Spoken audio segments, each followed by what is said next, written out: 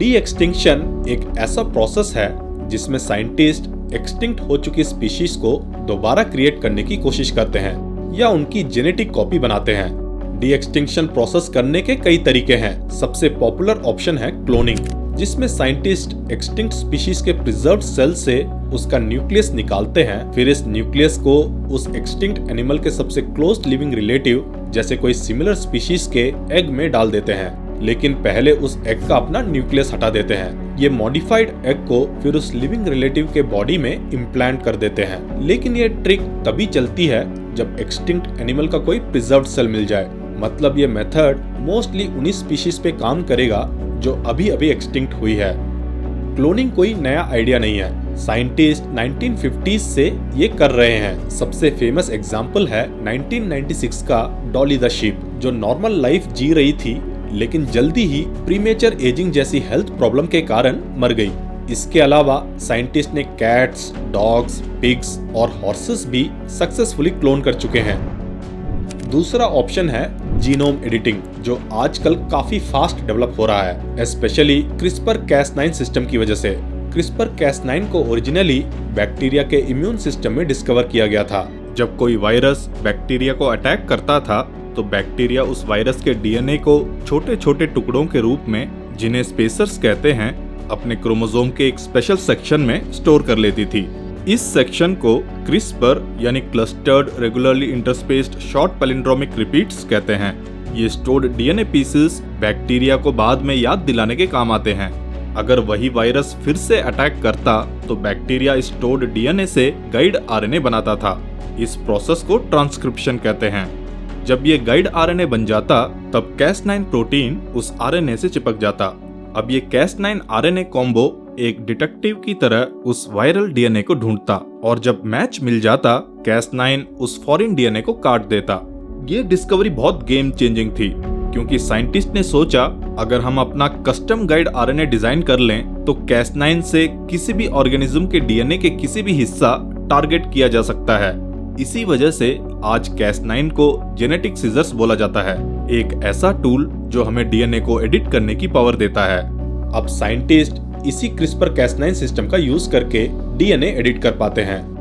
Extinct species को वापस लाने के प्रोसेस में अगर उस स्पीशीज के क्लोजली रिलेटेड किसी जिंदा स्पीशीज के सेल्स का यूज किया जाए तो उसके डीएनए एडिट करके एक्सटिंक्ट स्पीशीज के जैसे बनाया जा सकता है। ये एडिट जर्म सेल्स यानी एग या स्पर्म में डायरेक्टली किया जा सकता है, जिससे जो ऑफस्प्रिंग पैदा हो वो एक्सटिंक्ट स्पीशीज जैसा हो, या फिर किसी सोमैटिक सेल जैसे स्किन सेल को एडिट करके उसका न्यूक्लियस एक अंडे में डाला जा सकता है। इस मेथड को सोमैटिक सेल न्यूक्लियर ट्रांसफर कहते हैं। पर ध्यान रहे, जो फाइनल एनिमल पैदा होता है वो 100% एक्सटिंक्ट स्पीशीज जैसा नहीं होता, वो एक हाइब्रिड होता है एक्सटिंक्ट और उस रिलेटेड जिंदा स्पीशीज का।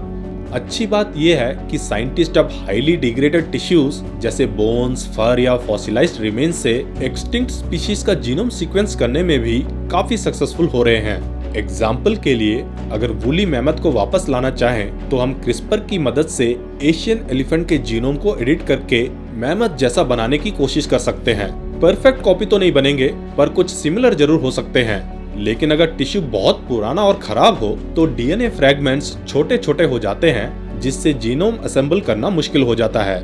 ये टेक्निक फ्यूचर में और भी एडवांस हो सकती है, जिससे हम डायनासोर्स जैसी पुरानी स्पीशीज को भी वापस ला सकें। पर अभी के लिए ये जुरासिक पार्क वाला आइडिया पॉसिबल नहीं है। तीसरा ऑप्शन है बैक ब्रीडिंग। बैक ब्रीडिंग एक तरह का सिलेक्टिव ब्रीडिंग होता है, लेकिन फर्क ये है कि सिलेक्टिव ब्रीडिंग में हम नए ट्रेड्स लाने की कोशिश करते हैं, जबकि बैक ब्रीडिंग में हम किसी पुराने एंसेस्टर टाइप या ओरिजिनल क्वालिटी को वापस लाने की कोशिश करते हैं, जो आज की स्पीशीज में बहुत कम या बिल्कुल भी नहीं दिख रही होती। इस मेथड से हम किसी एक्सटिंक्ट स्पीशीज जैसे दिखने वाले जानवर के ट्रेड्स को रिक्रिएट कर सकते हैं, लेकिन उसका डीएनए ओरिजिनल एक्सटिंक्ट स्पीशीज से अलग होगा। ये तभी काम करता है जब वो एंसेस्टर ट्रेट अभी भी पॉपुलेशन में कहीं ना कहीं थोड़ा बहुत मौजूद हो। बैक ब्रीडिंग को आर्टिफिशियल सिलेक्शन भी कहा जा सकता है, मतलब ह्यूमंस जानबूझकर डोमेस्टिक एनिमल्स को ऐसे ब्रीड करते हैं कि उनका लुक और बिहेवियर उनके एक्सटिंक्ट एंसेस्टर जैसा हो जाए। एक पॉपुलर एग्जाम्पल है द ऑरोच, एक जंगली बैल की प्रजाति का बैक ब्रीडिंग प्रोजेक्ट। ओरोच एक वाइल्ड कैटल स्पीशीज थी जो यूरोप, एशिया और नॉर्थ अफ्रीका में पाई जाती थी। ये मॉडर्न डोमेस्टिक काउस के एंसेस्टर थे। ये स्पीशीज 1627 में एक्सटिंक्ट हो गई। साइंटिस्ट ने कुछ डोमेस्टिक काउ ब्रीड्स को सिलेक्ट किया जिनमें ओरोच जैसे ट्रेड्स, जैसे उनके हाइट, हॉर्न शेप और बॉडी स्ट्रक्चर अब भी थोड़े बहुत मौजूद हैं। फिर इन काउस को बार बार आपस में ब्रीड कराया गया, हर बार उन काउस को चूज करके जो ओरोच जैसे दिखते थे। ये प्रोजेक्ट अभी भी चल रहा है। इसे ताउरोस प्रोजेक्ट कहा जाता है। गोल था ऐसे काउस तैयार करना जो दिखने में, बिहेवियर में और इकोलॉजिकल रोल में ओरोच जैसे हों, लेकिन उनका जीनोम 100% ओरोच वाला नहीं होगा, सिर्फ मिलता जुलता होगा। ऐसे प्रोजेक्ट्स एक्सटिंक्ट स्पीशीज को वापस लाने का ऑल्टरनेटिव तरीका है जब क्लोनिंग या जीनोम एडिटिंग पॉसिबल नहीं होती। कुछ और फेमस बैक ब्रीडिंग के एग्जाम्पल हैं जो एक्सटिंक्ट स्पीशीज को रिवाइव करने के लिए चल रहे हैं। जैसे एक है साउथ अफ्रीका में क्वागा प्रोजेक्ट। क्वागा एक एक्सटिंक्ट सब स्पीशीज थी प्लेन्स जेब्रा की, जिसके सिर्फ फ्रंट पार्ट में स्ट्राइप्स होते थे और बैक प्लेन ब्राउन था। क्वागास साल 1883 में एक्सटिंक्ट हो गया था और अब बैक ब्रीडिंग के जरिए इन्हें रिवाइव करने की कोशिश की जा रही है। इसमें प्लेन जेब्रा के उन इंडिविजुअल्स को सिलेक्ट करते हैं और ब्रीड कराते हैं जिनमें क्वागा जैसे पैटर्न्स हो। फिर इन जेब्रास को बार बार आपस में ब्रीड कराया जाता है। हर बार उन जेब्रास को चूज करते हैं जो क्वागा जैसे दिखते हैं। इसके चलते कुछ जेब्रास अब दिखने में बिल्कुल क्वागा जैसे लगते हैं। इन्हें राउ क्वागास कहा जाता है। लेकिन नोट करने वाली बात यह है कि ये जेनेटिक लेवल पे ओरिजिनल क्वागा नहीं है, सिर्फ उन जैसे दिखते हैं। तो हाल ही में आपने न्यूज सुना होगा डायर वुल्फ के वापस जिंदा होने के बारे में। डायर वुल्फ एक ऐसी प्राचीन और पावरफुल वुल्फ स्पीशीज थी जो नॉर्थ अमेरिका में पाई जाती थी, लगभग 1,25,000 साल पहले से लेकर 10,000 साल पहले तक। ये नॉर्मल ग्रे वुल्फ से काफी ज्यादा बड़ी, मजबूत और पावरफुल थी। डायर वुल्फ्स के फॉसिल्स मोस्टली ला ब्रिया तार पिट्स जो कैलिफोर्निया में हैं, वहां मिले हैं। इन फॉसिल्स से साइंटिस्ट को ये पता चला कि डायर वुल्फ्स क्लाइमेट चेंज और प्रे के एक्सटिंक्शन के बाद धीरे धीरे खत्म हो गए। आज के टाइम में डायर वुल्फ को पॉप कल्चर में भी फेमस बना दिया गया है, जैसे कि गेम ऑफ थ्रोन्स में। कोलोसल बायोसाइंसेस एक अमेरिकन बायोटेक कंपनी जो एक्सटिंक्ट प्रजातियों को वापस लाने पर काम कर रही है, उन्होंने अप्रैल 2025 में अनाउंस किया कि उन्होंने क्लोनिंग और जीन एडिटिंग का यूज करके 3 genetically modified dire wolf pups को जन्म दिया है। इन पप्स का डीएनए ग्रे वुल्फ के सेल से लिया गया था, जिसमें साइंटिस्ट ने 14 इंपॉर्टेंट जीन्स में 20 स्पेसिफिक चेंजेस किए ताकि उनमें डायर वुल्फ जैसे फीचर्स आ सकें। कंपनी का कहना है कि इन स्मॉल चेंजेस के थ्रू उन्होंने डायर वुल्फ्स को वापस ला दिया, बिना किसी ओरिजिनल डायर वुल्फ डीएनए के यूज के। लेकिन इंडिपेंडेंट एक्सपर्ट्स का कुछ और ही कहना है। उनका कहना है कि ये पपीज डायर वुल्फ्स बिल्कुल भी नहीं है, ना स्पीशीज के डेफिनेशन से, ना डीएनए के लेवल पे। IUCN के कैनिड स्पेशलिस्ट ग्रुप ने भी ऑफिशियली डिक्लेयर किया कि ये एनिमल्स ना डायर वुल्फ्स हैं, ना उनके ट्रू प्रॉक्सीज यानी असली जैसे रिप्लेसमेंट्स हैं। उन्होंने कहा कि सिर्फ शेप या अपीयरेंस डायर वुल्फ जैसा बना देना एक्सटिंक्ट स्पीशीज के कंजर्वेशन स्टेटस को बदल नहीं देता। इनफैक्ट उनका ये भी मानना है कि ऐसे प्रोजेक्ट्स एग्जिस्टिंग स्पीशीज जैसे ग्रे वुल्फ्स के लिए थ्रेट बन सकते हैं। इसीलिए उन्होंने कंक्लूड किया कि कोलोसल का ये प्रोजेक्ट कंजर्वेशन के लिए कोई फायदा नहीं करता। लेकिन कोलोसल बायोसाइंसेस का प्लान कुछ और ही है। कोलोसल ने कुछ महीने पहले लैब में ऐसे proof of concept woolly mouse develop किया था। ये उनका वुली मैमथ के डी एक्सटिंक्शन प्रोजेक्ट का एक पार्ट है। कंपनी का प्लान ये है कि एशियन एलिफेंट्स के डीएनए को एडिट करके उनमें वुली मैमथ जैसे फीचर्स डाले जाएं, जैसे थिक फर, छोटी कान और कोल्ड वेदर में सरवाइव करने की एबिलिटी। इससे एक नई प्रजाति बनेगी जो मैमथ जैसे दिखेगी और आर्कटिक जैसे ठंडे रीजन्स में रह सकेगी। But why bring them back? देखिए, आर्कटिक के बड़े बड़े फ्रोजन प्लेन्स के नीचे परमाफ्रॉस्ट है, एक ऐसी जमीन जो हजारों साल से आइस की तरह जम गई है। इसमें 1 ट्रिलियन टन से ज्यादा डेड प्लांट्स और एनिमल्स के मैटर्स पड़ा हुआ है, जो फ्रीज होने की वजह से सालों तक सेफली स्टोर रहा है। ये परमाफ्रॉस्ट एक ग्लोबल फ्रीजर की तरह काम करता है, जिससे कार्बन एटमॉस्फेयर में रिलीज नहीं होता है। अब प्रॉब्लम क्या है? देखिए, ग्लोबल वार्मिंग की वजह से ये परमाफ्रॉस्ट तेजी से पिघल रहा है। अगर पूरा पिघल गया तो ये स्टोर्ड कार्बन एटमॉस्फेयर में रिलीज हो जाएगा और परमाफ्रॉस्ट में करंटली अर्थ के एटमॉस्फेयर से 2 गुना ज्यादा कार्बन पड़ा हुआ है। इसका सिर्फ एक हिस्सा भी रिलीज हुआ तो डिजास्ट्रस हो सकता है। लेकिन इंटरेस्टिंग बात यह है कि वूली मैमथ्स जो पहले यहाँ रहते थे वो परमाफ्रॉस्ट को प्रिजर्व करने में मदद करते थे।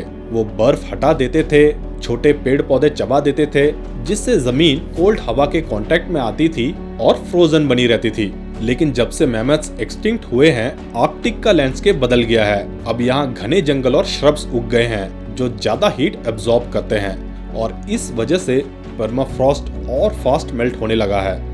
तो कोलोसल का कहना है कि वूली मैमथ का रिवाइवल से हम एनवायरनमेंट को बचा सकते हैं। अगर ऐसे मैमथ लाइक एलिफेंट्स को आर्कटिक रीजन में छोड़ दिया जाए तो वो ग्रासलैंड को दोबारा डेवलप करने में मदद करेंगे और उस रीजन को डिस्टर्ब करके परमाफ्रॉस्ट का मेल्ट स्लो करेंगे और इससे क्लाइमेट चेंज को स्लो डाउन करने में हेल्प मिल सकती है, क्योंकि परमाफ्रॉस्ट के पिघलने से बहुत सारा कार्बन डाइऑक्साइड रिलीज होता है। ये रिसर्च ऑफिशियली 4 मार्च 2025 को अनाउंस की गई थी। उनका गोल है कि 2028 तक पहला जेनेटिकली मॉडिफाइड एलिफेंट काफ पैदा हो जाए जिसमें वूली मैमथ के फीचर्स हों। लेकिन डी एक्सटिंक्शन के कुछ डिसएडवांटेजेस भी हैं, जैसे कि जब किसी एक्सटिंक्ट स्पीशीज को दोबारा जिंदा करके वापस किसी इकोसिस्टम में लाया जाता है तो उसका एग्जिस्टिंग वाइल्ड लाइफ पर नेगेटिव इफेक्ट भी पड़ सकता है। हो सकता है कि जिस एनवायरनमेंट में वो पहले रहती थी वहाँ अब उसकी जगह किसी और प्रजाति ने ले ली हो। तो जब एक्सटिंक्ट स्पीशीज को वापस लाया जाता है तो वो एक इन्वेजिव स्पीशीज बन सकती है, मतलब वो दूसरी प्रजातियों के लिए खतरा बन सकती है। अगर एक नए प्रेडेटर का इंट्रोडक्शन होता है तो उस इकोसिस्टम में जो पहले से कम शिकार वाले एनिमल्स थे उनका एग्जिस्टेंस डेंजर में आ सकता है। जैसे अगर एक एक्सटिंक्ट प्रेडेटर वापस आता है तो उसके शिकार बनने वाले एनिमल्स का नंबर घट सकता है या वो एक्सटिंक्ट भी हो सकते हैं। एक और दिक्कत ये है कि अगर किसी प्रजाति को बहुत लंबे टाइम बाद वापस लाया जाता है तो शायद एनवायरनमेंट ही इतना बदल चुका है कि अब वो स्पीशीज वहाँ सर्वाइव ही नहीं कर पाए, क्योंकि ह्यूमन डेवलपमेंट और क्लाइमेट चेंजेस की वजह से पहले वाला हैबिटेट अब रहा ही नहीं। और अगर किसी स्पीशीज के एक्सटिंक्शन के पीछे जो रीजंस थे जैसे शिकार, डिजीज, हैबिटेट लॉस, वो अभी भी एग्जिस्ट करते हैं तो वो दोबारा एक्सटिंक्ट हो सकती है। फॉर एग्जाम्पल, अगर वूली मैमथ को वापस लाएं और उसका शिकार भी एलिफेंट की तरह उसके आइवरी के लिए होने लगे तो वो फिर से खत्म हो सकती है। एक और प्रॉब्लम ये हो सकती है कि री इंट्रोड्यूस्ड स्पीशीज के पास उन डिजीजेस के अगेंस्ट इम्यूनिटी ना हो जो आज के एनिमल्स इजीली हैंडल कर लेते हैं। ऐसे में वो किसी बीमारी से पूरी तरह वाइप आउट भी हो सकते हैं। डी एक्सटिंक्शन का प्रोसेस बहुत ही महंगा होता है। सिर्फ एक स्पीशीज को वापस लाने में करोड़ों रुपए लग सकते हैं।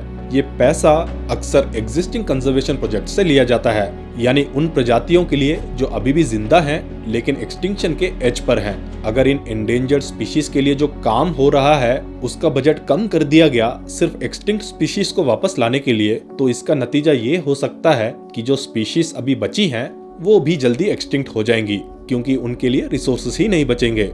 और दूसरी तरफ क्लोनिंग या जीन एडिटिंग से वापस लाए गए एनिमल्स बिल्कुल वैसे नहीं होते जैसे वो कभी जंगलों में हुआ करते थे। तो अगर हम सोच रहे हैं कि वो इकोसिस्टम को रिपेयर करेंगे, फूड चेन को बैलेंस में लाएंगे, तो शायद ऐसा ना हो। उनका नेचुरल रोल खत्म हो चुका है और नए एनवायरनमेंट में वो वही काम नहीं कर पाएंगे जो पहले करते थे। तो दोस्तों, आपका क्या विचार है डी एक्सटिंक्शन के बारे में? कमेंट सेक्शन में अपना ओपिनियन जरूर बताएं। मिलते हैं नेक्स्ट वीडियो में। अपना कीमती समय देने के लिए धन्यवाद।